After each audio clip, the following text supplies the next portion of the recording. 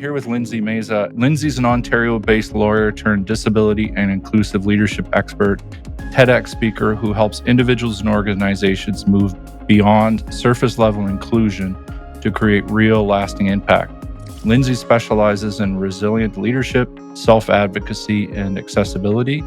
She was born with Holt-Oram Syndrome, a rare genetic condition that causes limb and heart differences, and spent much of her life hiding her visible disability.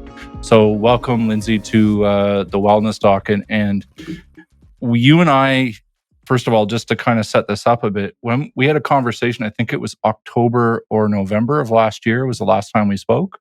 Mm-hmm. Yeah. Yeah. And so a lot has happened for you since then, and I want to get into that. But I just want to start. So you and I'm going to do some leading questions here just to move it along. You and I was in law school at the same time as you were, and I think I was a year ahead of you. So you graduated the year after me. Why don't you tell our audience how you got from kind of a practicing lawyer to what you're doing now, and then how does that transition happen? Yeah, for sure. Well, thank you for having me. I'm so excited for us to chat again. Yeah, so I quite honestly went into the legal profession because, I lived my whole life as my own advocate, and I assumed that law would be, the path of least resistance for me in terms of using my natural advocacy skills. I thought that, the profession that's built on justice and equality would be one that was inclusive. And so I decided to go to law, but into law. And it, turned out that the profession is quite honestly the opposite of those things. I was denied accommodations to even write my LSAT exams. And then the profession is full of barriers. And I remember I remember the day that I was called to the bar being full of dread. I had this knowing internally that this was not what I was meant to do for the rest of my life, but I did the thing like everybody else, I finished school, paid all the money for school, so I thought, I was stuck on this path, and as you mentioned, lived my whole life without even talking about my disability. And my dad, who had the same disability and was a superior court judge, he got sick during COVID. And when he got sick, my mental health started to decline, and so did my physical health. And when he died in October of 2023, that's when I realized that, I had to pivot, and I had to shift careers and my focus and use my advocacy skills differently than I had before. But in order to do that, I had to start talking about my disability, my life experience, and that was how I knew I could carry on my dad's legacy.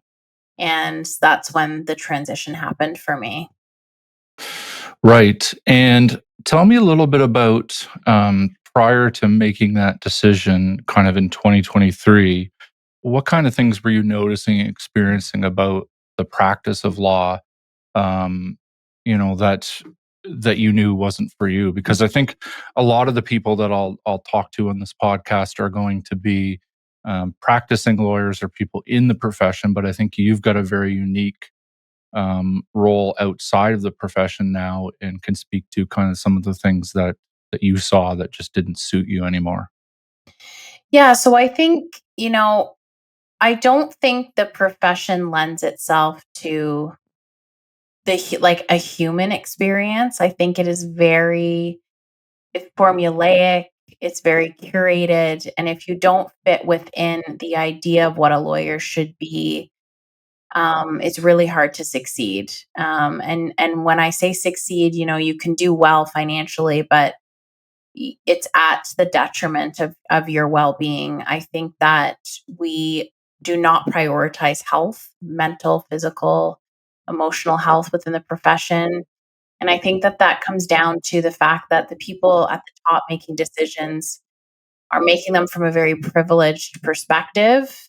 It comes down to the billable hour, and there are no accommodations or considerations made for the starting point, where people begin their career, right? So there's no allowance for life and the different challenges and experiences that that people bring to the table, and there's this fear around talking about the difficulties because it's like, lawyers can we can talk all day long about how it's a community, but that is not the honest experience. I think it's a community from a facade perspective, but we are not the profession on the whole does not help raise each other up. I think that it is a very isolating experience. One of the more recent stats, and I don't know if this was Ontario or Canada, but it was something like 3% of lawyers even declare that they have a disability. And there's no way that that's an accurate stat. There's even this fear around admitting what a perceived weakness is because we don't help each other, like we tear each other down. And I say that I'm using the royal we. It's certainly not how I moved through the world, but it's what I experienced, and I could never understand it. And it was really highlighted to me when after my dad passed away, and people who we were both part of the same legal community in Hamilton, and people who were sending condolences and flowers and who were at his funeral when I was back in the office 2 weeks later were, you know, criticizing me for being behind on files. It's like we just like what's happened in my life, and that was a real moment for me. It's something that I had experienced throughout, but that was a real crucial moment of this is not how I operate. It's not how I want to be treated. And the way that I can shift and make a change is not going to happen within this container. So I need to do it differently. So, tell me about a little bit about when you first kind of left the practice Mhm. in 2023. Kind of where were you at that point in your journey? So I didn't actually leave until September last year. So shortly before you and I spoke, October of 2023, when my dad passed, went back to work, found it really difficult. For anybody who's experienced loss, grief brain is a real thing, and the world expects us to go back and operate at the same level. And you really just can't. Life forever changes and your perspective changes. And by January of 2024, my mental health had declined to such a point where, I would lay in bed in the mornings and think I'd rather be dead than to go to work. And I had normalized those thoughts. I was speaking to colleagues, and they would say, "Yeah, me too." And I thought, we should not be normalizing this. This is not how I want to live. And that was a real rock bottom moment for me. And I knew that I just couldn't continue down that path. So I had to really start taking care of me and figuring out what I needed to do.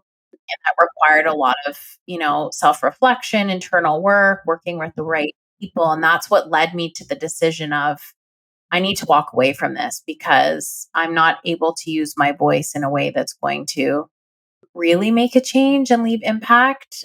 So, with the greatest appreciation for everything that my legal career taught me in the traditional sense, those skills are obviously transferable, and then shifting how I can show up in the work that I can do, and that happened, like I said, in the fall of last year, and then it's been a rapid, um, a rapid, momentous, I don't even know what you would say, career change. I've gone in a bunch of directions that I never thought I would go in. And that's I believe that that's what happens when you really decide to step into what you believe your purpose is. Yeah, for sure. And so, when you were making that kind of decision at this low point, were you receiving any feedback, that were telling you kind of like, this is crazy. Why are you considering doing this? Like, how can you leave this great profession? Things like that. People still say that to me. People still say, I just don't understand. You spent all that time and money and energy getting your law degree. And like, how can you leave that behind? And of course, I got that pushback, but it's not an overstatement for me to say that my life depended on me making a change. I was not well. And what's so crazy is I had weight that I couldn't lose. My health wasn't well. Had chronic migraines, chronic pain, and I was on anxiety or antidepressants, and they weren't doing anything.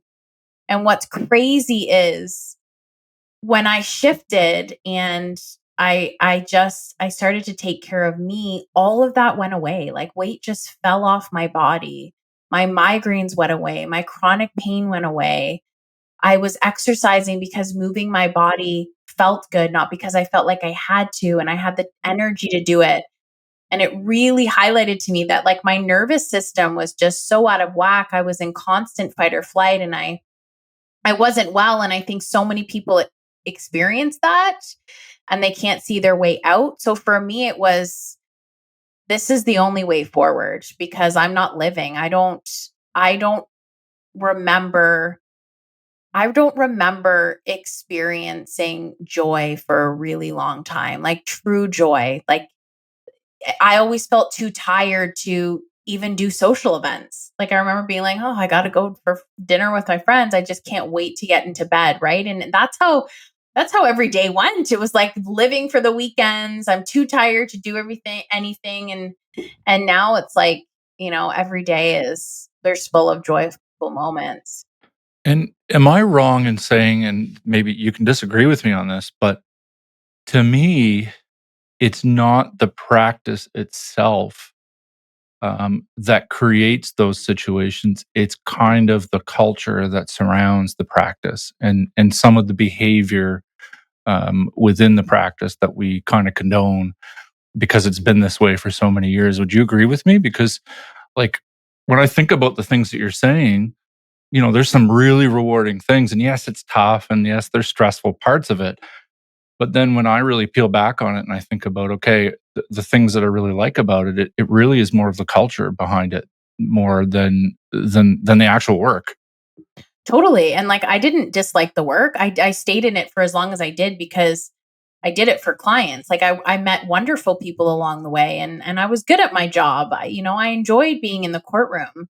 But it was the culture that you're forced to exist within, right? It's the normalizing of survival of the fittest, and it's in a really toxic way, right? It's going into a courtroom when you're just trying to do your best for your client, and a judge is in a bad mood and they tear a strip off of you and attack you, and then you're supposed to just, let it roll off your back and keep going. Or you have another lawyer who attacks your character as a strategy on a file, or your own client who you've stayed up late at night to prep for their trial lays into you and blames you for the trial not going well when they're the one that took the witness stand and didn't do well.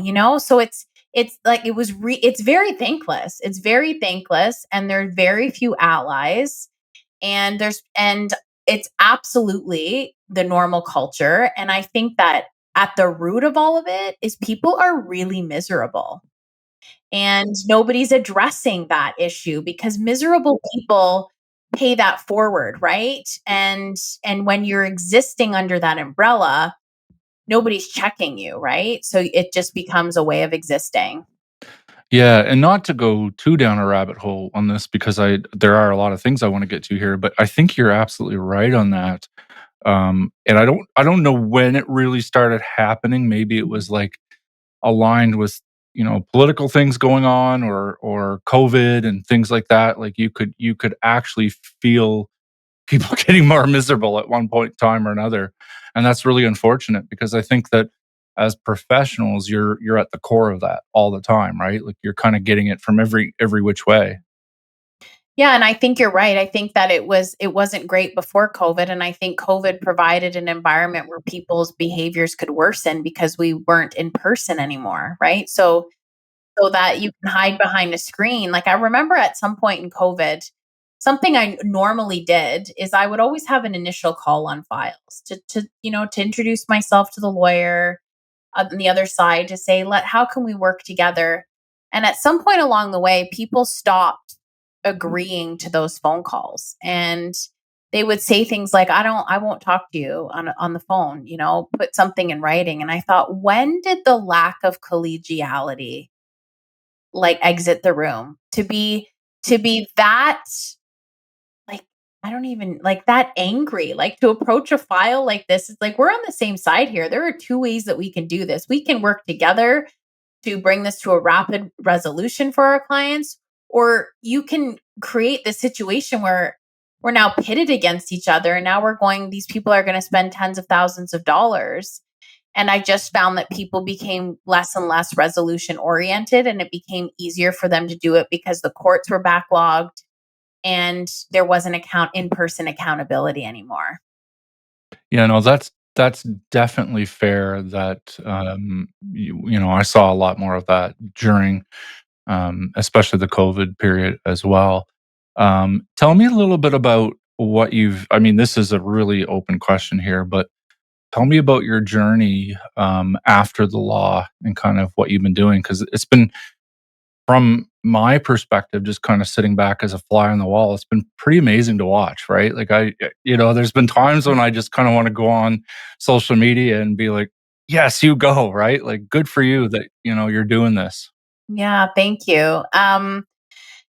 Yeah, so it's things happened pretty quickly. I mean, look, when I decided to step away in October, there really isn't the only thing that I had in mind was I wanted to do a TED Talk and I wanted to be able to do speaking and consulting. I had no vision of how I would get there, what that would look like. But, I launched my new website. I think it was September 18th of last year. I went to an event at the beginning of October.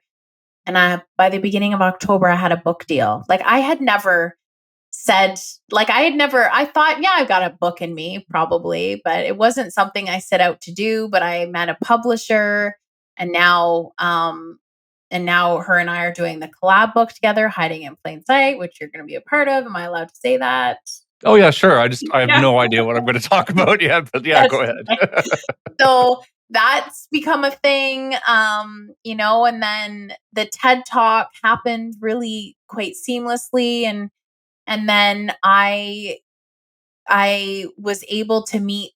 I did an interview at the beginning of March, and the lady who interviewed me, Kate, connected. She was she's been in journalism for a long time, and she really understood the importance of my messaging. So then I ended up with my own segment, Hiding in Plain Sight, on there. Like, I would have never listened. Like, when Hiding in Plain Sight, like, it's a real thing. Like, I was absolutely hiding. The thought of being on TV was petrifying to me. And the week leading up to my first TV interview, I was ready to go back, in my shell. Like, I can't be on TV. But I think that the message here is for anybody listening that, you know, it's never easy, to take those steps towards, what your purpose is. And I know we hear that all the time, but I knew that my purpose was to use my voice to make change. And I didn't know the how and the when. But every time I took a step consistent with that goal, opportunities presented themselves.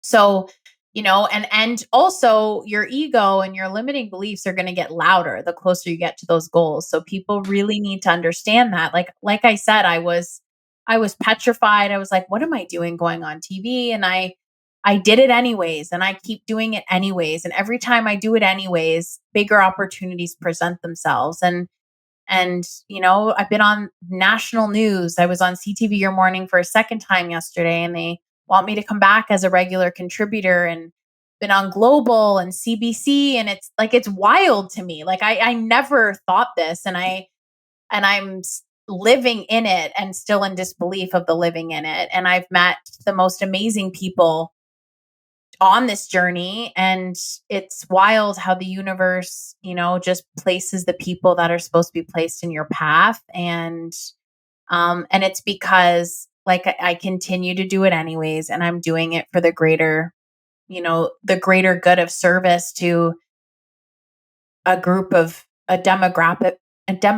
of people that are underrepresented. And I think when you operate from a perspective of not what can I get out of this, but how can I move the needle and be in service to other people, then that's when, the magic happens and the opportunities come your way. And everything just kind of aligns for you, and you can't believe that it's working out that way. And you can't plan it either. And you have to be comfortable with the not knowing. And it is really uncomfortable not knowing, right? It's really uncomfortable to be like, I'm going to take a step one at a time and trust that the next step will be presented to me. So it's funny because you're talking about these things, and I'm sure there are people, whoever is going to be listening to this someday is thinking about an idea. And as you're talking about this stuff, like that is the exact purpose of why I'm doing this podcast and some other projects. And I kind of started off looking for some funding. A couple things fell through with that. And I was like, well, screw it. I'm just going to start something. I don't really know how I'm going to do it. I have some tools. So one person connected me with another and then another. And then you start seeing like a little bit of like light at the end of the tunnel. So it's interesting because I had a couple people reach out to me like, hey, I've been actually paying attention to what you're doing and I'd like to talk about this. And I'm like, that's amazing. Like, and it comes from people you'd never think, would open up about these kinds of things. And I think that just comes with the focus of really wanting to do something right for your surroundings and for the people around you rather than just benefiting yourself, right? Totally. And what you're doing, it's in the same vein. I want to provide a platform to have honest conversations because I know I'm not alone and not everybody has the courage, to do this. But the beauty in it is through your courage to do it, other people will come to the table and then we're having one honest conversation after the next. And then suddenly people have a community and they're not feeling isolated. And, it's the honesty that shifts how, it hopefully it will shift the profession. But we need to rally together to do that. And I think the profession lends itself to feeling isolated. So it's Yeah. really important that you're doing this. Thanks. And you have a unique perspective on that because now you're kind of from the outside looking in. So you can say, listen, like I left the profession and here's why. Right. And you're not alone in that. I hear from colleagues all the time, younger lawyers who kind of get in, spend a year and just said, listen, if this is what it's like, I'm out. Right. And that's really sad. It is sad. And you know what? And I like at the risk of being controversial, but not being controversial doesn't really get us anywhere. The decision makers within the legal profession don't actually care. Like I have been all over national news talking about the lack of accessibility and inclusivity. I've reached out to the Canadian Bar Association. I have reached out to the Judicial Council. I have put multiple leads out to say, have me come in and help shift this. I was on the committee at the Hamilton courthouse for the lack of accessibility within the building. And there was supposed to be an assessment done and it was supposed to change. Nothing ever happened. So the truth is that there actually isn't a desire to change. And I'm happy to keep talking about it because maybe we need to keep embarrassing the decision makers because I think it's actually reprehensible that nobody cares enough to even respond to an email. I think it's reprehensible that we are accommodating the judges at the courthouse because I know that they did that because my dad was accommodated and they physically changed parts of the building on the back end, but that the general public can't access the courthouse in the same way. I think it's unacceptable.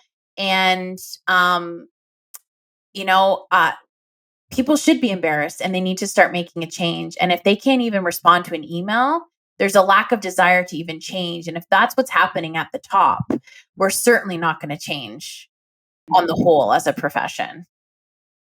Wow. I just wanted to say, okay, any professionals listening, did you hear that? Right. Because it's, I now I would push back a little bit and say that I do see some incremental changes, and I do, people are definitely talking more. I don't know how much walking they're doing, but it by appearances, it seems like things are getting better, and there's a desire to make the practice better. But then for every story that I see that where, the positive ones, there's also some other ones where, people are looking for accessibility, looking for accommodations and aren't getting them, and those stories are pretty difficult to describe and to understand when, as you said, you're entering a profession where, we analyze laws that talk about accessibility and those kind of things. So how can we turn around and say that we're not going to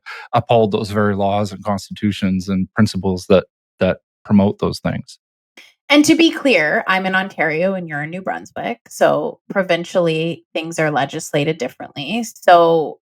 But also, I will say there are incremental changes when it comes to the mental health and burnout discussion.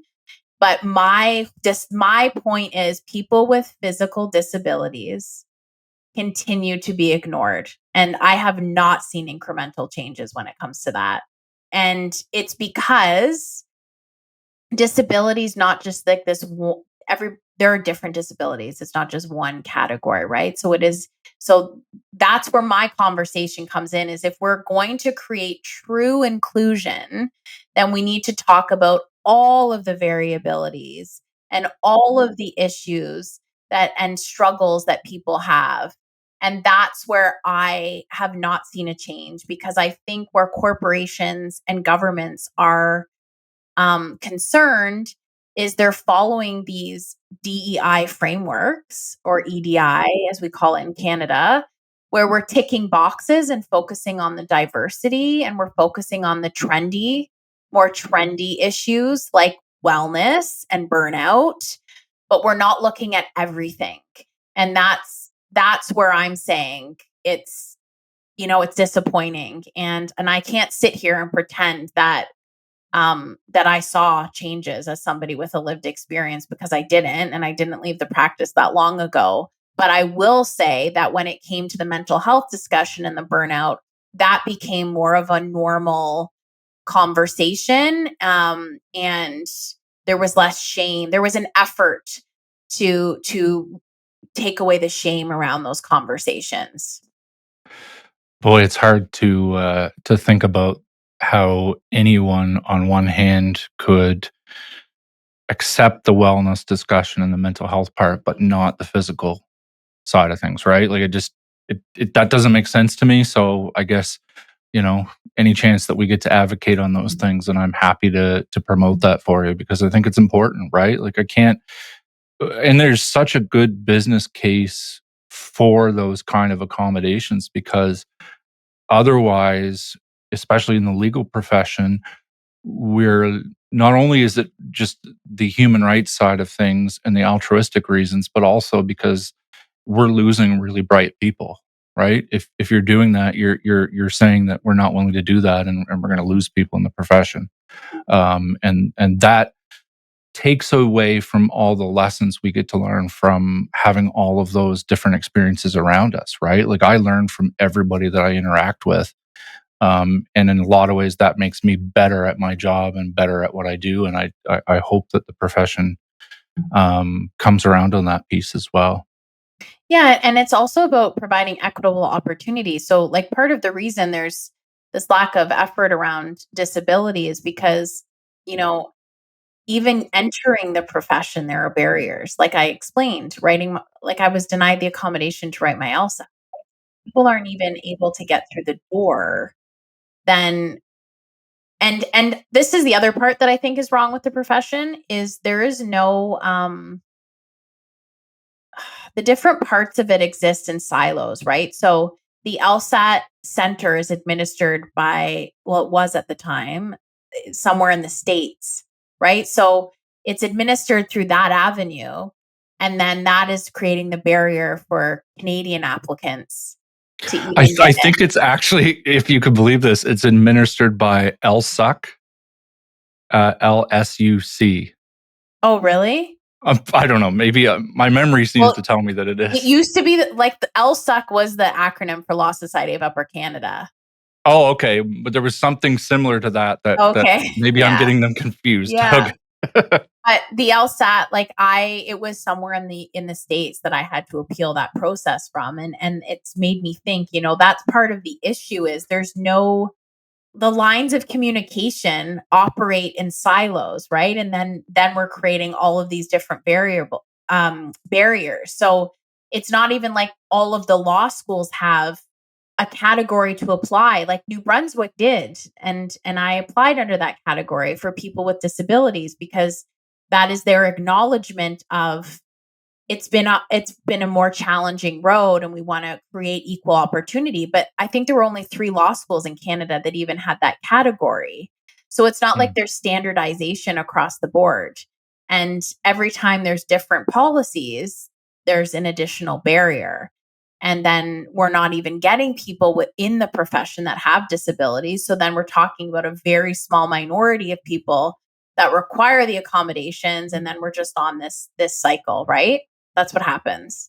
So, just to kinda, wrap up soon, looking back on your time in the profession, and this might be a loaded question, and maybe it can't be answered in one, easy question, but if there was one thing that you could change about the profession, and specifically, like, the wellness and mental health Mhm. aspect of the profession, what might that be? There needs to not be a separation between people and members within the profession. So I think it's about judges and lawyers and policymakers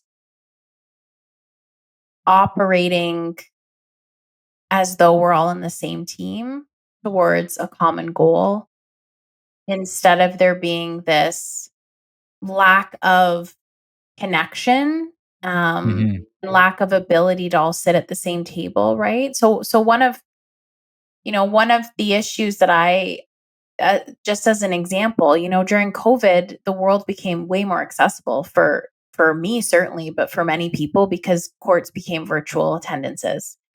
And it was great. It saved clients money, made my life easier. But then as the world started to open up again, the judges really insisted on in person, everybody going back to the way it was. And you had to apply for an accommodation to each courthouse. There was no standardization.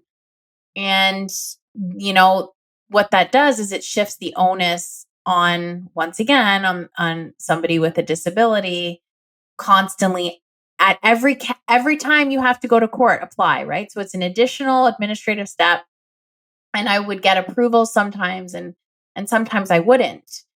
And it was just like that is such a simple thing, but nobody thinks about it. And there is no like head person that you can go to say, you need to do this across the board. There needs to be across the board communication. I shouldn't need to be explaining and providing medical notes every time that I apply. So that's the part that I think continues to create this culture that we exist in is, there's no we're not sharing stories. We're not telling each other about our experiences, and then we're feeling isolated, and then we're afraid to talk about our experiences that can be perceived as weaknesses, right? Yeah, no, I think that's a really smart, insightful comment. I've often thought that there is such I mean, I understand the reasoning of it, and you would have a very unique perspective because your father was a judge.